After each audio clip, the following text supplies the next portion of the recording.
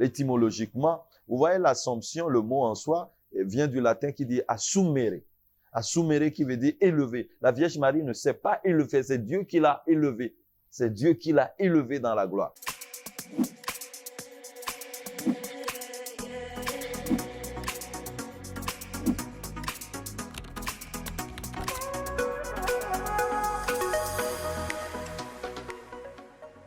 Désormais, tous les âges me diront bienheureuse. Telle est la phrase prononcée par la Vierge Marie à sa cousine Élisabeth. Aujourd'hui, l'Assomption. Suivons l'origine de cette fête avec le Père Emmanuel Maoussi. Bonjour à toute l'équipe de G-Concept. Merci à vous pour cette opportunité que vous nous offrez en tant qu'Église de pouvoir nous exprimer autour d'un sujet à polémique, la Vierge Marie, puisque c'est d'elle qu'il s'agit. C'est elle qui est au cœur de cette solennité de l'Église que nous appelons l'Assomption, que nous fêtons les 15 août de chaque année. C'est une fête, une grande solennité à date fixe. Voilà. Donc la date ne change pas, mais c'est les jours qui vont varier. Aujourd'hui, nous allons tomber sur un mardi, jour ouvrable, donc naturellement un jour férié. J'ai donc l'opportunité de vous expliquer un peu comment ce jour est férié, surtout dans les pays francophones. La Vierge Marie est à l'honneur en ce jour de grâce, parce que justement, ce 15 août marque dans l'histoire un moment capital dans la vie d'un homme de taille. L'histoire a commencé avec le roi de France. Il s'agit de Louis XIII. Louis XIII s'est lié en mariage avec Anne d'Autriche. Et pendant 23 ans de mariage, ils n'ont pas eu de descendants, ils n'ont pas eu d'héritier. Alors ils ont demandé par l'intercession de la Vierge Marie l'obtention d'un héritier. Dieu leur a fait grâce. Ainsi, après 23 ans, ont-ils eu un héritier. Il s'agit là de Louis XIV, le roi Soleil que vous connaissez. En signe de reconnaissance vis-à-vis de la médiation mariale, le roi de France, Louis XIII, en 1638, a choisi à ce qu'on fasse des processions le 15 août pour dire merci à la Vierge Marie pour leur fils Louis XIV.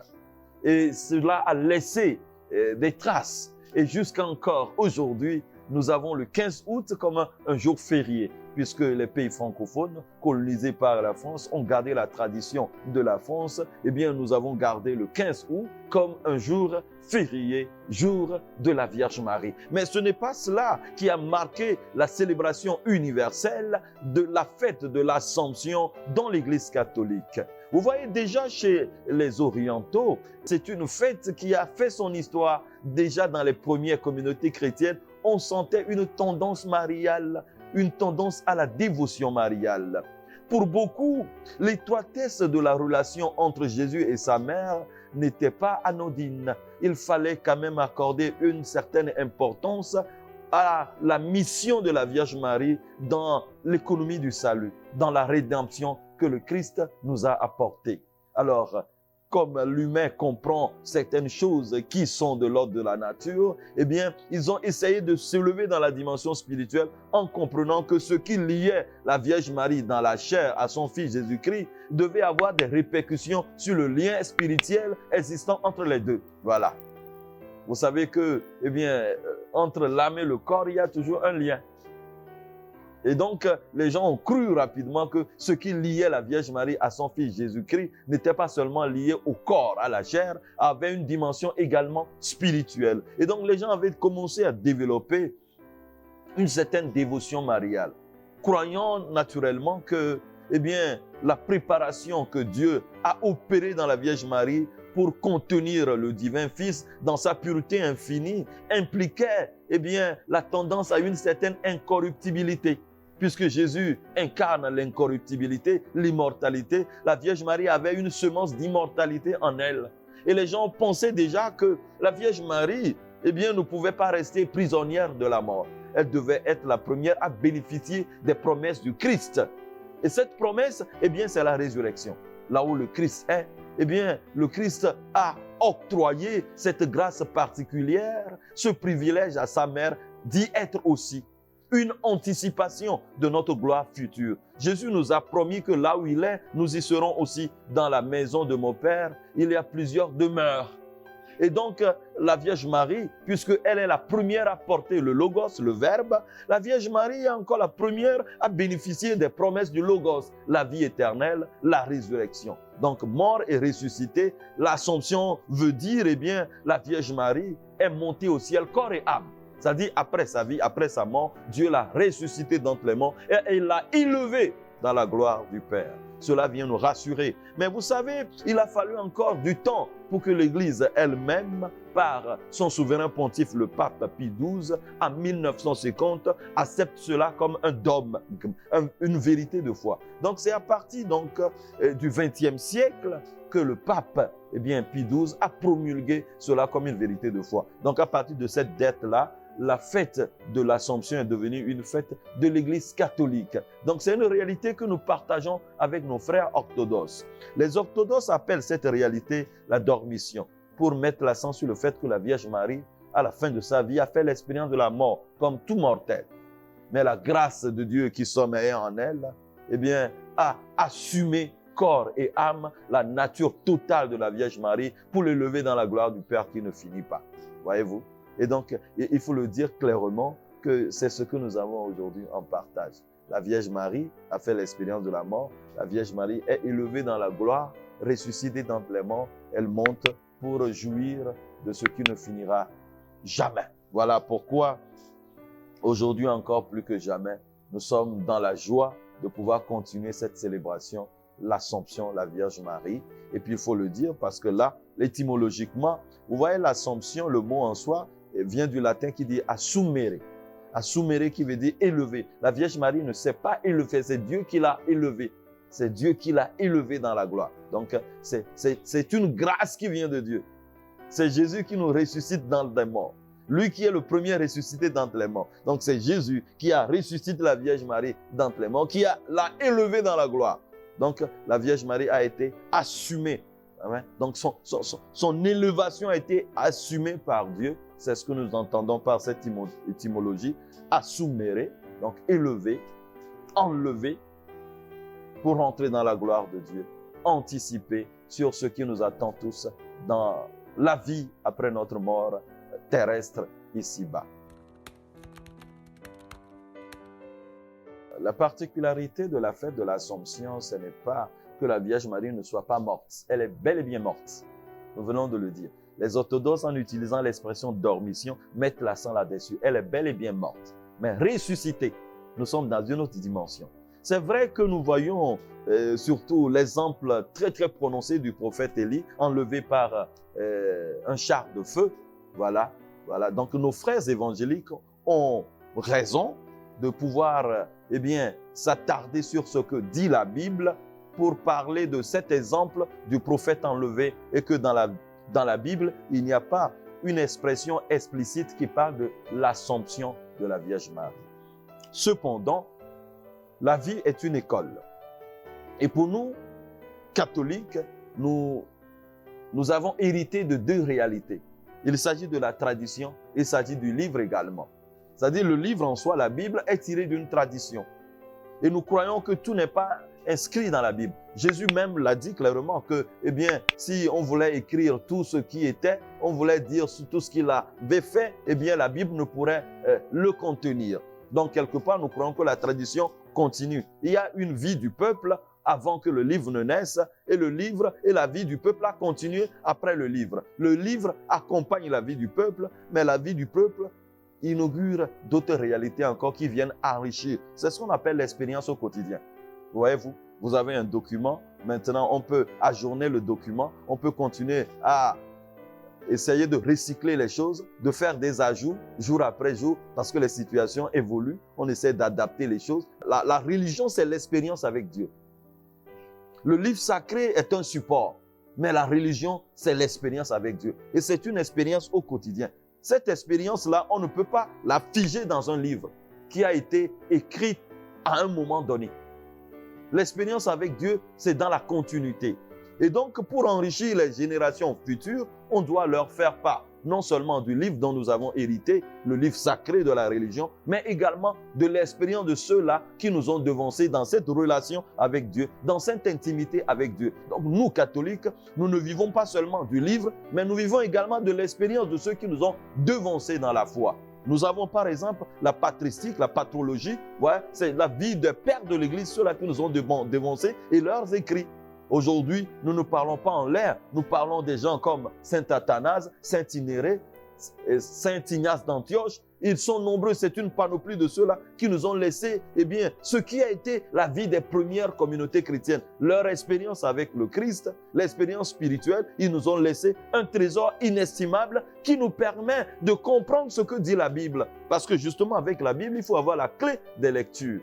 À un moment, il faut ramener le fait dans son biotope, dans son environnement, pour se saisir du sens réel. Vous voyez, quand vous prenez la Bible, par exemple, il y a des expressions, on ne comprend pas vite. Il faut retourner à l'étymologie pour pouvoir comprendre ce que certains passages voulaient nous dire. Voilà. Vous prenez, par exemple, il y a des traditions plus complètes de la Bible. Par exemple, quand vous prenez la tradition intégrale de la Bible, vous allez voir que, il y a comme un glossaire. Un glossaire, c'est comme un petit dictionnaire qui donne les sens, les multiples sens d'une seule réalité, d'un seul mot. Il faut comprendre ce mot comme si, il faut le comprendre. Vous allez trouver par exemple trois différentes explications pour un seul mot. Loin d'incriminer qui que ce soit, parce que la Vierge Marie ne veut pas de polémique. Je l'avais dit au début que c'est un sujet à polémique. Quand on parle de la Vierge Marie, ça met mal à l'aise certaines personnes. Bon, nous parlons pour les chrétiens catholiques, les orthodoxes. Voilà. Ceux qui ont commencé. Voilà. Maintenant, ceux qui comprennent la chose autrement, je pense que peut-être ils n'ont pas encore cette grâce-là. Parce que la Vierge Marie également, c'est une expérience personnelle. C'est une expérience personnelle. Et vous voyez, l'Église ne se lève pas pour sortir des décrets. Vous allez voir qu'il a fallu jusqu'au pape Pie XII, au XXe siècle. Bien que le roi Louis XIII, déjà au XVIIe siècle, avait voulu que le peuple puisse accorder cette importance à ce que la Vierge Marie lui a obtenu de la part de Dieu, il a fallu le XXe siècle avant que le souverain pontife n'accepte cela comme une vérité de foi. Ça veut dire que dans l'Église, on prend le temps de prier. Quand il y a une révélation, on prend le temps de méditer et des fois, il y a des apparitions. La Vierge Marie vient en appui, nous renforcer dans notre foi. C'est cela l'expérience spirituelle que nous avons parce que la relation avec Dieu, c'est une relation spirituelle. Elle est dans la continuité. Nous ne sommes pas dans la caducité. L'Esprit Saint est un esprit ancien, autant que nouveau.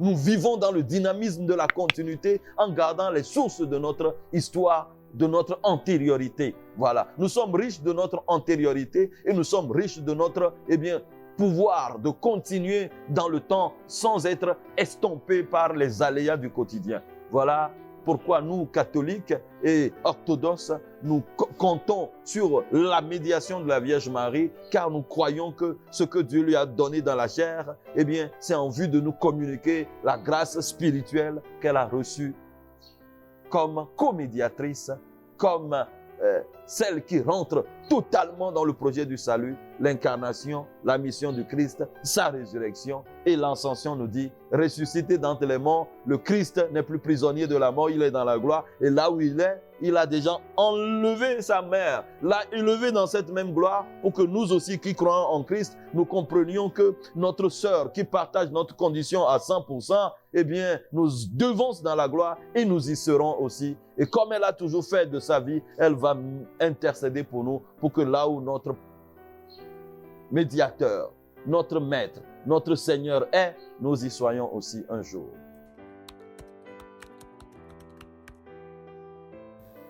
Nous sommes dans la solennité. La solennité, c'est la couleur gaie. Nous sortons, la couleur de la joie. Nous utilisons une couleur vive, une couleur dorée, une couleur blanche. Ça dépendra des chasubles, des ornements de ce jour. Mais nous sommes dans la gloire. Nous célébrons la résurrection. Célébrer l'ascension, c'est célébrer la résurrection. Pour moi, c'est une nouvelle Pâque. Une Pâque assumée par notre être. Le Christ, vrai homme, vrai Dieu, est ressuscité d'entre les morts. Voilà. Nous l'avons célébré jusqu'à l'ascension. Il s'est élevé dans la gloire. Maintenant, dans l'Assomption, nous célébrons déjà l'anticipation de notre propre résurrection. Donc, c'est une seconde Pâque pour nous et nous sommes dans la joie de pouvoir vivre cela. Et cette grande solennité est accompagnée par des textes assez clairs, qui est l'Apocalypse, c'est le livre de l'Apocalypse, parce que quoi qu'on en dise, et la Bible, sans dire les choses clairement, c'est comme la notion de la Trinité. On demande est-ce qu'il y a le mot Trinité dans la Bible? Non, on ne va pas trouver le mot Trinité dans la Bible. Voilà, l'Église continue. Ouais, les mots viennent après beaucoup d'études et beaucoup de réflexions. Mais on voit que, attention, sans vouloir le dire, la Bible le disait. Et l'Assomption aussi, sans vouloir le dire, la Bible le disait.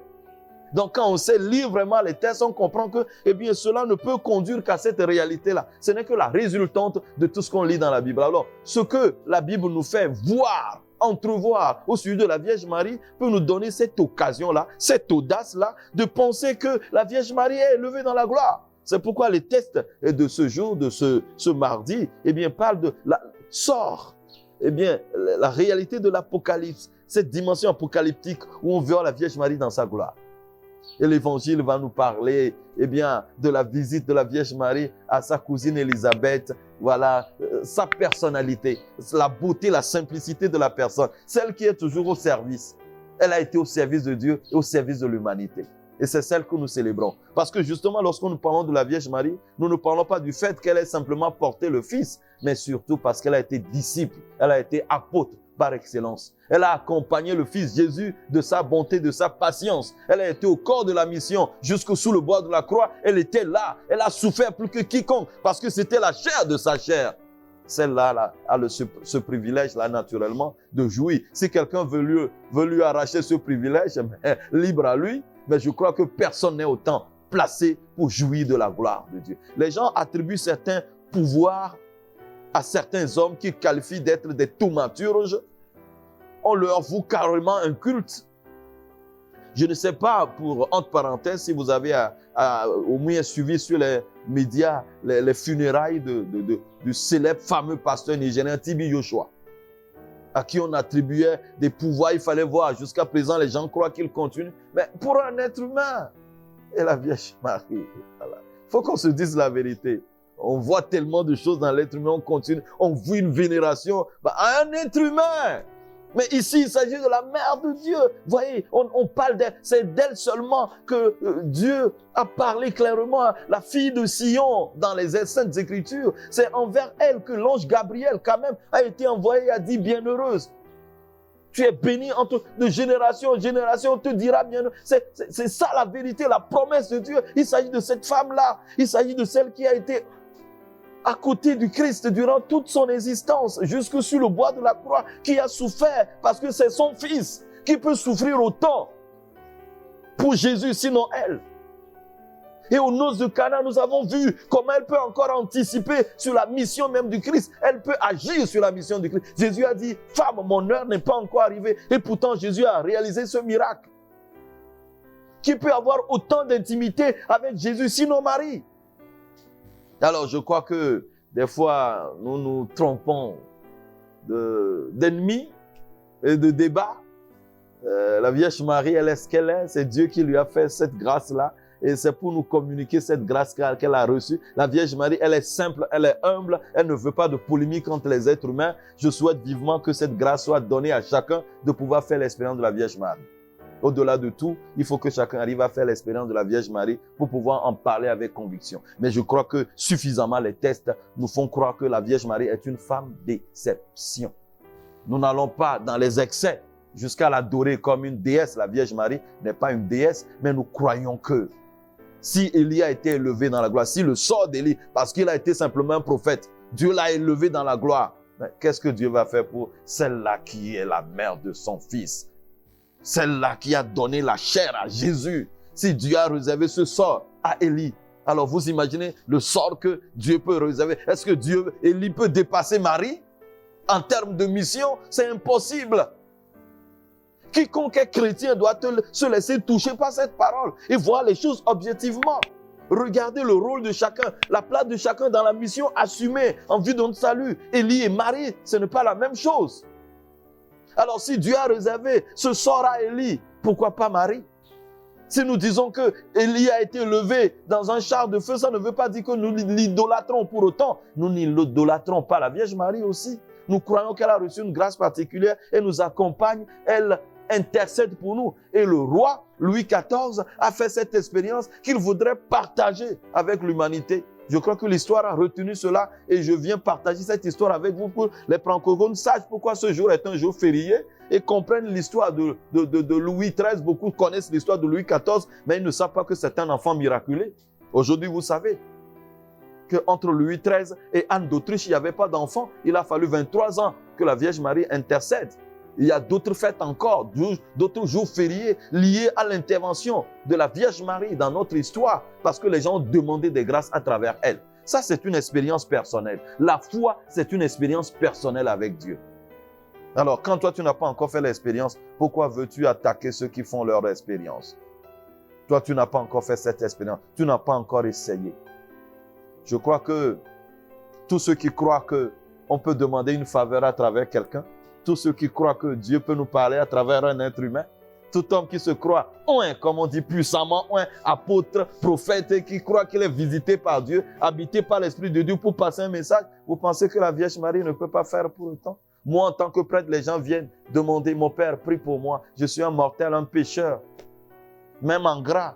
Et pourtant, les gens demandent à ce que je prie pour eux. Et la Vierge Marie, est-ce que vous pensez qu'elle ne peut pas faire cela, qu'elle ne puisse pas le faire? Tous ces hommes de Dieu qui reçoivent, ces pasteurs qui imposent les mains, qui prient pour les gens, ces pasteurs qui s'arrogent beaucoup de titres et de droits. Il y a certains qui disent qu'ils sont capables de ressusciter des morts, qui font des congrès de par tout le monde, qui ont des yachts, qui ont des avions privés. Toute cette gloire terrestre, la Vierge Marie n'avait rien. Elle a couru rendre visite à sa cousine Élisabeth parce qu'elle a cru en ce que l'ange lui a dit. Il s'agit de la célébration de l'humilité aujourd'hui, car le Seigneur élève ceux qui s'abaissent. Il s'agit de la célébration de l'effacement aujourd'hui. Parce que dans la kénosis, quand on sait descendre, Dieu élève. Et c'est ce que nous célébrons dans la joie. En tout cas, à travers la fête de l'Assomption, j'ai l'assurance de mon salut. Je sais que là où le Fils est, j'y serai aussi. Et je vois la preuve parce que la Vierge Marie, notre sœur, est dans cette gloire. Un jour, en restant fidèle à la parole du Christ, en restant disciple du Christ jusqu'au bout, je sais qu'avec mes efforts au quotidien, assisté par la grâce de Dieu, je vais aller là où la Vierge Marie est déjà, contempler Jésus, Marie, Dieu, les anges et tout cela qui rentre dans notre économie de salut. Merci à vous. Bonne fête de l'Assomption à tous les catholiques, à tous les orthodoxes, à tous ceux qui croient que Dieu est vivant, que le Christ est ressuscité, à tous ceux qui croient que Dieu agit. Voilà ce qu'on dit, ce qu'on a caché aux sages et aux savants, on l'a révélé aux tout petits. Eh bien, il faut être un enfant pour comprendre ce mystère que nous célébrons. Il faut être un enfant. Il ne faut pas aller comme des scientifiques, avec la loupe, avec l'esprit critique. Il faut aller comme un enfant. Je crois que quand on va avec un esprit d'enfant, on comprend mieux ce qui se passe. Voilà, donc je souhaite vivement à ce que chacun puisse faire l'expérience de la Vierge Marie pour pouvoir en être témoin. Quand on ne fait pas une expérience, on ne peut pas témoigner. Bonne fête à vous, que la grâce de la Vierge Marie, qui ne fait pas déception parce que la Vierge Marie, dans sa médiation, intercède pour tous ses enfants. Que toute l'humanité, en fait, reçoive par l'intercession de la Vierge Marie, les grâces dont nous avons besoin en abondance maintenant. Paix à vos cœurs et que Marie vous accompagne et vous mène tous vers Jésus. Amen.